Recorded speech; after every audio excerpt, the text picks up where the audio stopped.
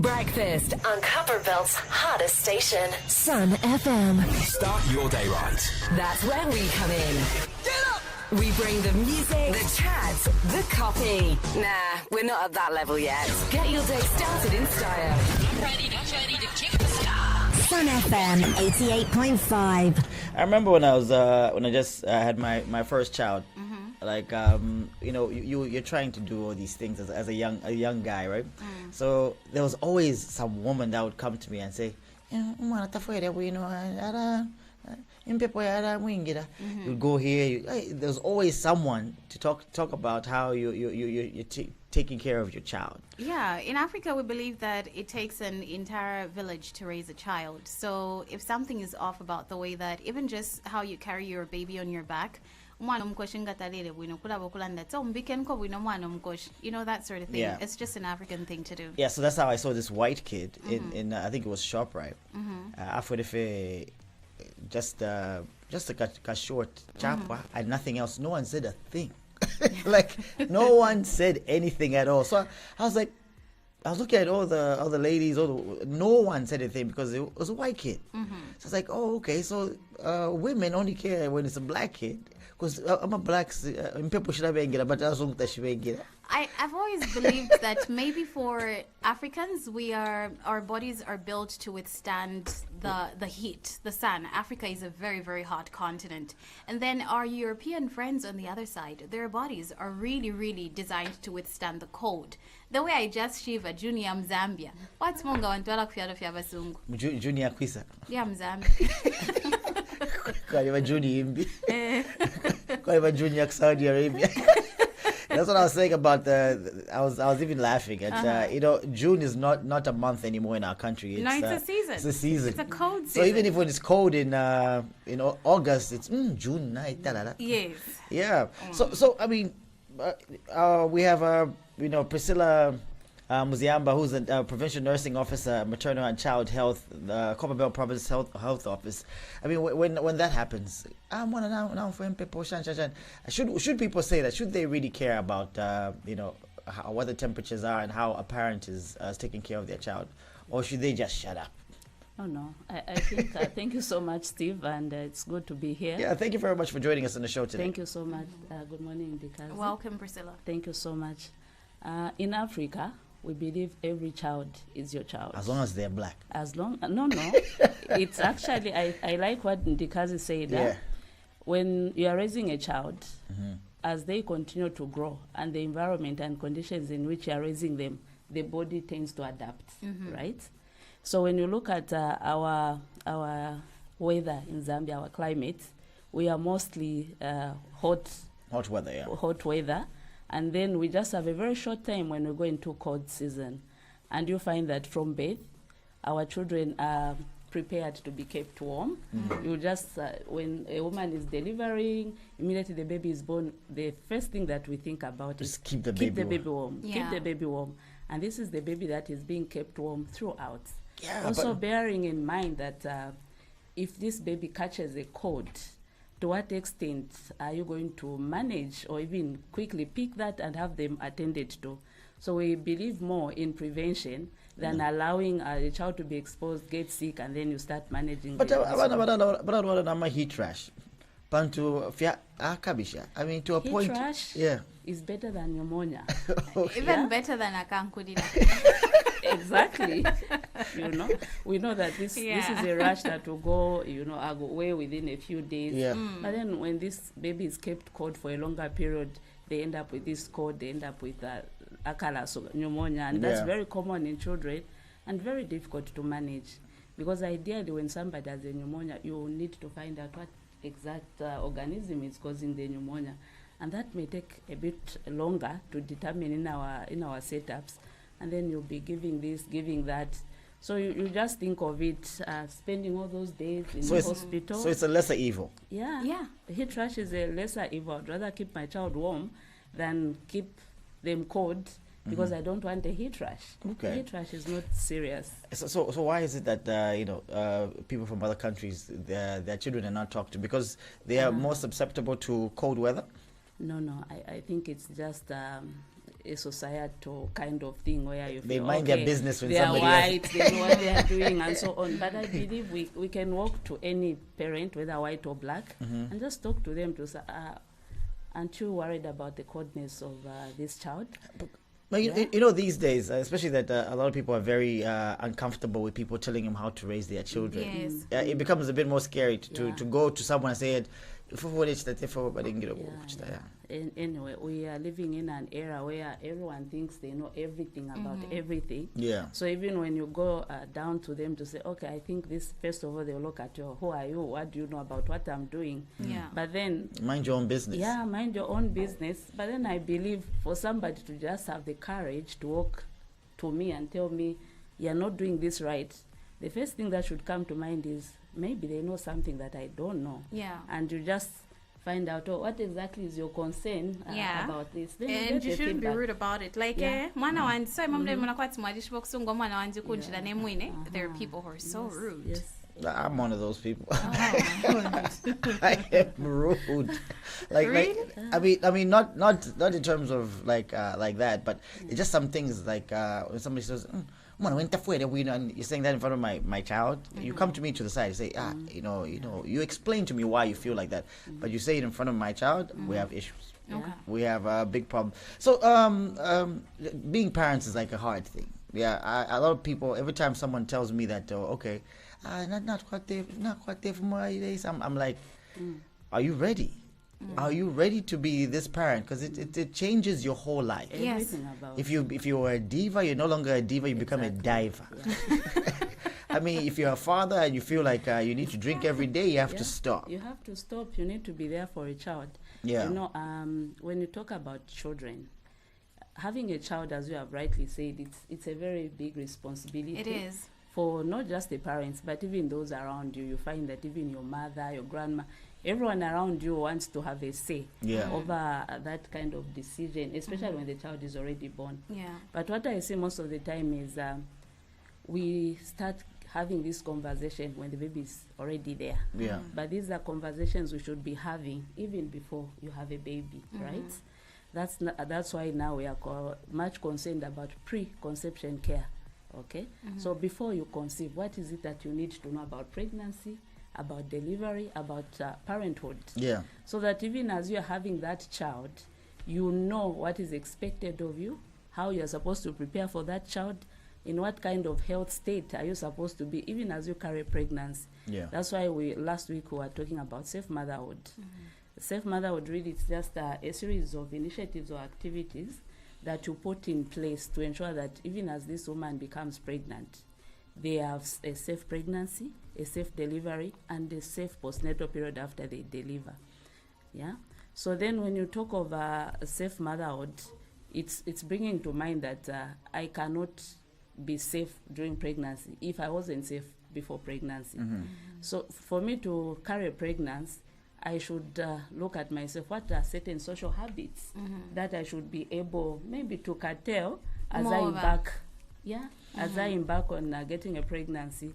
Nowadays, you find that we are in all sorts of substance intake. Yeah. I can talk of alcohol, tobacco, cigarette smoking. Is it true that if a mother is taking alcohol, their child's intelligence is hampered somehow? Yes.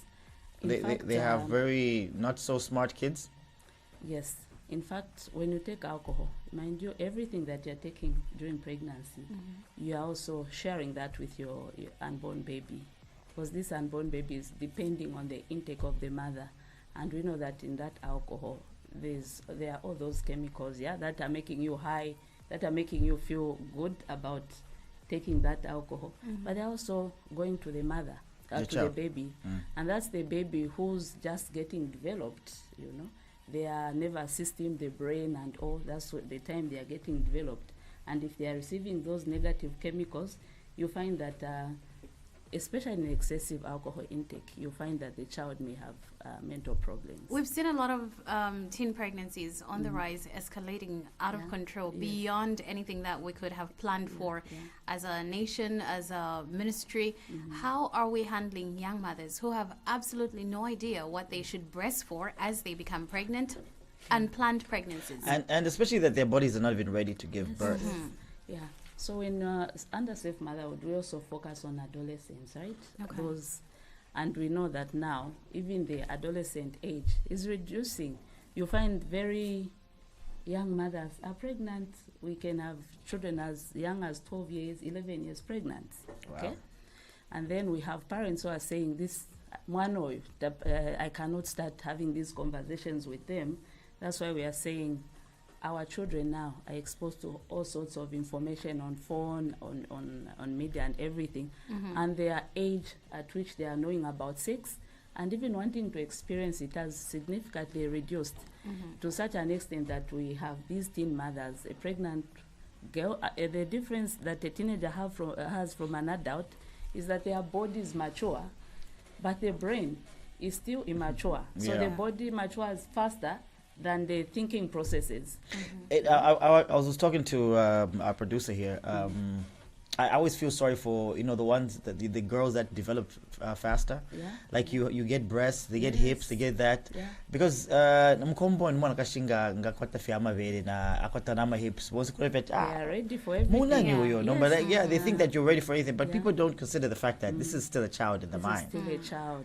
you Yeah, know, and they get pregnant very fast they get because pregnant very fast, and then they are depending on even the body itself. It doesn't yet stored enough energies to carry pregnancy successfully. Later on to talk about delivery process, because when a woman is delivering, they have to undergo this process where for that baby to come out, the reproductive organs have to be mature enough to withstand the stress of delivery. Okay. Yeah. But when you have this very young girl gets pregnant, they are not really mature. You find that even when they deliver, they are likely to have very extensive tears, and sometimes they can even have abnormal openings between the private parts and other nearby organs. Fistula? Fistula, yes. So during our Safe Motherhood Week, we're also talking about ending fistula. When we talk about ending fistula, we're also talking about what age are you supposed to I carry mean, that it's pregnancy. nice to say that word like fistula, but Yes. somebody is just hearing blah blah blah blah. What is fistula? Fistula, this is just an abnormal opening between the private parts. It can be the uterus and the vagina and the nearby organs. So you Like can have like an the anus as opening. well. Yes, you can have an opening between the uterus and the bladder. Then it means you have no control over the leakage of urine, because urine will be coming from the bladder direct into the uterus and it comes out through the vagina. And Okay. the vagina doesn't have a sphincter like the bladder has to control the urine flow. So then this is a girl who just have a constant leakage of urine. Immediately the urine comes in the bladder, it will go to the uterus and come out. Or you can have an abdominal opening between the uterus itself or the vagina and the rectum. That way, the fecal matter, the feces, will be moving from the rectum into the uterus or into the vagina, and it will be coming out from the private parts. It's a very unpleasant kind of condition. It is. Yeah. It is. Wow. I mean, I hope while you listen to that, you have had your breakfast. But I thought about it. It's a very big thing. So, what should a child? I have a child who's 11 years old. Yes. They started having sex early with an 11-year-old boy. She gets pregnant. What should I do? Should I seek abortion? The starting point is what should I do as a parent As a to parent, ensure that that they this don't- child yeah. doesn't get Let's pregnant. say I've Yeah? messed up. I've Yeah. messed up and I haven't been giving. I was waiting for her to reach puberty. Mature a little mature. bit before you can Yes. have conversations Yeah. with her. Ah, okay, so obviously that's a mistake for the parents, and Yeah. that's what's happening in most of our setups, Yeah. where we are waiting for them to mature. While we're waiting for them to mature, and then we have all these services where we are saying, oh, at least if they are sexually active, can they use protection?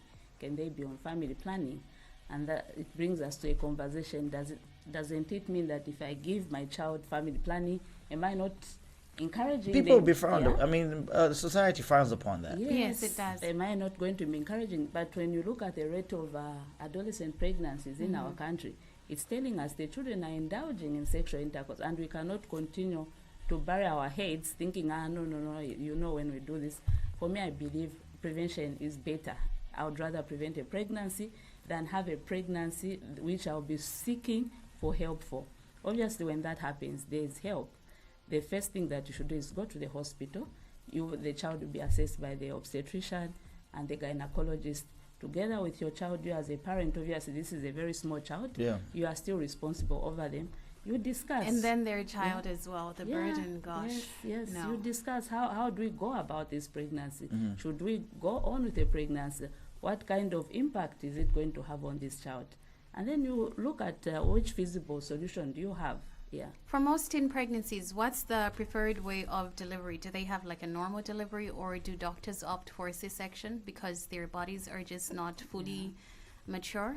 Okay, it depends on the age, and also for you to decide whether somebody should undergo a normal delivery or a cesarean section, there are a lot of factors that you need to look at. Firstly, you look at the age. You also look at the size of this baby. It can be a teenager, but they are carrying a relatively small baby, and you want to allow them to maybe just have that baby vaginally. You also look at are there other things surrounding this pregnancy that will make a vaginal delivery unsafe compared to a cesarean section? So it's a risk-benefit kind of analysis that should be done, and then they'll decide, because a cesarean section, just as much as it may be safer for delivery, it also carries some element of complications. Yeah. Yes. Longer healing time. You also have others that may end up with infection. Also looking at where this child is coming from, what are the sanitary conditions where they are coming. If they are the cesarean wound, what would be the possibility that it could actually get infected and extend to other body organs. So being a teenager and being pregnant is not an absolute indication for a cesarean section. It's based on a one-to-one kind of assessment. I want to put your head on the chopping board here. Yes. I've been more than a decade. I've been on these platforms, radio, TV, whatever it is, and we've had this debate: condoms in schools, and everyone says no. Like for society, I said no. It's one of the things that they say is that it encourages people who are not having sex to have sex. But I mean, look at the people that you're seeing almost every day. They are young people who are having sex, and they don't even know how to put on a condom or what a condom is or whatever. They know about it, but they just never have an experience of it. Do you agree that condoms should be put in school or not? I would say they should be put in schools. Yeah. Why am I saying so? There are times that would live even amongst adults. Okay, when you say no, do we need to be having condoms in our toilets at our workplace? And they like everyone to be no, there's no need. We come here for work, and they like. But when They you all pretend. you secretly put these condoms in the toilet and so on, you find that They disappear. before midday they are all gone. Okay, so then you start wondering, we don't have any external people coming here. These are just us, and we were all in that meeting where everyone was saying, no, there's no need, and they like. Okay, so that only points to the fact that people will say no, but when there's need for it, they'll get. When they can privately get it, they'll still get. That's why we have adolescent health spaces or youth-friendly corners, where we have these children talking to each other, peer to peer, about the use of condoms, protection, and we shouldn't just be worrying about pregnancy. Pregnancy is even better. There are infections that people will get if they are having unprotected sex. Some of them with lifelong repercussions. I mean, it's amazing how young people think. I mean, I was in a group of young people, and I said, I've never had an STI, and they laughed at me. Like, I'm like, how are you young people having cocktails of STIs at your early age? I'm of an age where I've lived my life, but I've never had one. But they're sharing these STI very easily, and the highest population now for people with HIV are the young, and not us people who are older now. Is the education going on? Are people getting educated about it? Young people? Yes, the education is going on, but we also need to know that we are living in a society where we normalize wrong things. If you are doing this, then you are cool, you are exposed. And you find if a girl even comes out to say, I'm actually a virgin, you are seen to be, Yeah. what's wrong with you? You Chwali know, puarara. there's no allowance for virginity, you know, and that message keeps going on. And sadly, you find that wrong messages spread very fast. Yeah, but I think young people should take pride in taking care of themselves. Yeah. If I can take care of myself, prevent STIs, expose myself to sex when I'm responsible enough, you know, to a responsible partner, firstly, to indulge in sexual intercourse, then I start engaging, I'll be fulfilled, first of all, and I'll have that sense of pride in myself. Yeah, so true to your word, we are in a situation where even when we look at new HIV infections in the country, it's among young people. It is, right? yes. And these are young people who are saying, no, we are waiting for time and so on. But there's a whole lot of things going on. Sex parties, that's why you should be concerned. This idea of, okay, my child is sleeping out, you know, this weekend they're sleeping at my friend's place and they like, we really need to check on what our children are doing, Yeah. right? Where are they going? Who are they going to be with? Are there adults surrounding them that to be seeing the activities that they are doing? Kids can be quite rebellious at times. I was Yeah. having a conversation with my boy. He's 11 years old Yeah. yesterday. So I was telling him, you need to tell me where you're going. You can't just leave the house without saying Yeah. where you're going and what you're going to do. His grandmother bought him a ball, so he'd gone out to play with his friends. And then he said, mommy, I should be telling you where I'm going, even what we're going to do. Yes. I'm like, yes, especially what you're going to do and whom you're doing it with. You can't just live without me knowing where you're going and what you're doing. An 11-year-old, and for most of them, they feel we just don't owe it to our parents to tell them where we're going and what we're doing. But not for it, and if you're my idea. I mean, like we talk about, like the child that was defiled, a three-year-old child was sent to go buy, what was it, sugar? Something sugar, I think. Or yeah. whatever it is. I mean, are we taking care of our children? I mean, as well as we should. I mean, the most highly populated places, ghettos or whatever it is, Kombon. I mean, kids are so free to do whatever they want. Yeah. No parental control And whatsoever. what is causing parents to make kids have so much freedom? 3-year-old, can't say she take for me up a gate.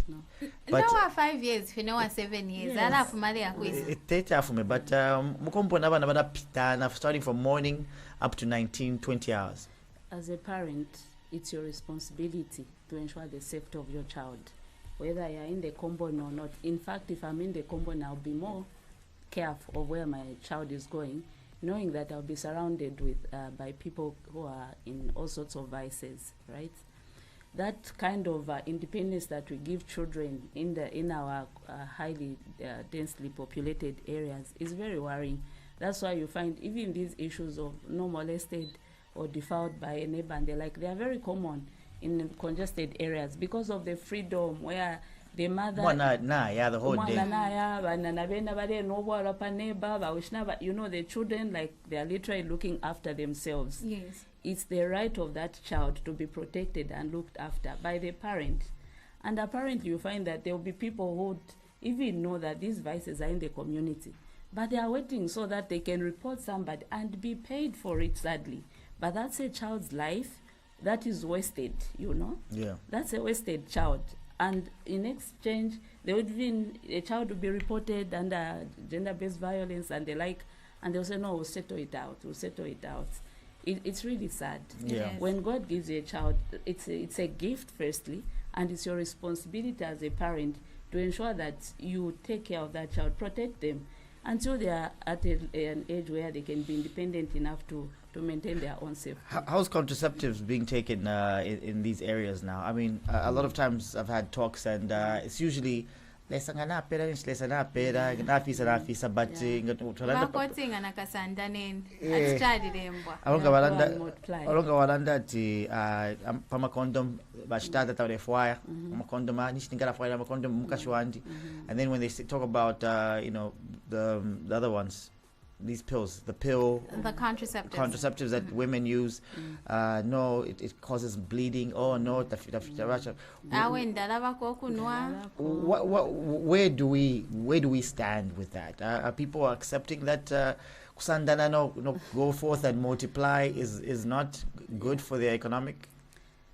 Firstly, to have children, it's your right as a Yes. Zambian children, a Zambian citizen. We have reproductive rights, and one of the reproductive rights is to reproduce an offspring out of your own choice. Okay, so when we bring in the concept of family planning, we are not just saying don't have a lot of children. No, family planning is having children when you want them and how you want to have them.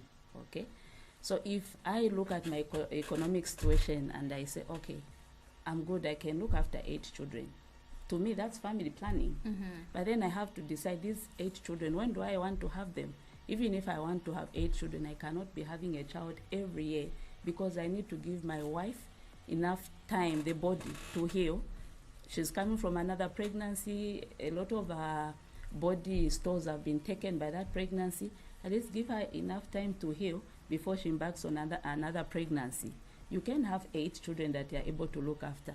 But you also look at your situation right now. How many children am I able to provide for effectively from birth to the time that they are on their own? Yeah, And- but yeah. the funny thing is that well-to-do people are having 2 or 3 kids. Yeah.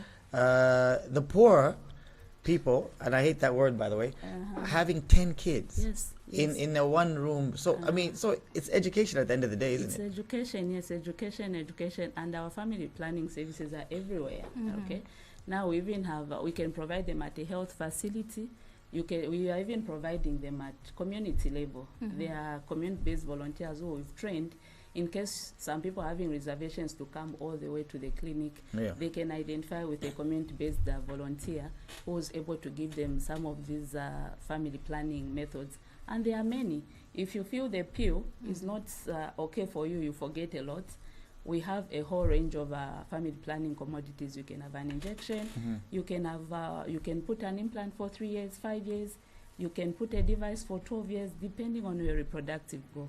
So family planning is having children when you want to have them. Yeah. And people are accessing these facilities. Yes, they are. But obviously, we also have those who are saying, oh, no, I wasn't ready. You know, it was a mistake. I ended up with a pregnancy. It's far much better. Is it ever really a mistake, becoming pregnant? Apparently, you will find a lot of people that will come and say, no, ask I your parents. wasn't ready. Ask your parents. Go and go 1, 2, 3, 4, 5 hour fish. Who was planned here? We had planned. We had planned. I think I was the mistake because I came a year after my brother, You so know, I should have been the That's why we mistake. say it should be children by choice, not by chance. Let's talk about a very important part of motherhood that I feel is highly neglected: Yeah. postpartum depression. Yes. So many people don't talk about that. Yeah. They just feel epo baba apila na kamudzi kadi chinja baba fye mchalo chavo tafano kusangwa na abantu. They don't realize that women actually go through postpartum depression. How are we addressing this and also educating people about it? The first thing is to start to talk about it, right? When a woman is pregnant, they go through the labor process and so on. It's a whole lot of changes in the body. And Yes. these changes are not just your physical body, but also your psychological and emotional well-being, okay? Depending on various circumstances that this woman went through when they were pregnant, when they are delivering, some of them would go into postpartum depression. Apparently, before we even go to postpartum depression, there are what we call postpartum blues, okay? And all women go through postpartum blues. These are emotional mood swings where at one moment, Oh boy. this woman is feeling very happy, they have a baby, and they're like, you go there, 5 minutes later, you find she's crying, okay? And then you're wondering, what's wrong with you? You're just being childish. Those are postpartum and very common. Yes, exactly. That's why we need support. When you're talking about safe motherhood, it's not just about me as a woman. It's about my spouse, the other children in the house, including the community itself. We should play a role in helping this new mother to cope with the stresses. But how do we? I mean, like you said, it's a brand new topic. Yeah. I mean, even right now, people they are quite about Yes. We've read these stories where mothers have done awful things or Yes. things that neglect their children. When it's a natural thing for a woman to care for her child, Yes. people to nurture her child. But we've had these stories. We've read these stories in this show. Is there a place where a mother can go and sit and say, okay, but You don't want fire, I don't want anyone around me. Yeah. Are there any places where people are sitting down with women over this depression that they have after birth? Firstly, every woman when they deliver, they should have access to postnatal reviews, right? So when I deliver, hopefully I stay within a health facility for a day, then I'm discharged. At 6 days, I'm supposed to go back. As I go back for my postnatal review, these are topics that we should be discussing with our women. How are you doing? How are you managing with the care of the baby? Are you having any, emotional responses to this period? And then when a woman naturally, if a woman tells you that, I'm not really interested in the child, it should cause an alarm to me as a health worker. What would cause a mother to carry a pregnancy for 9 months and not want to have the child?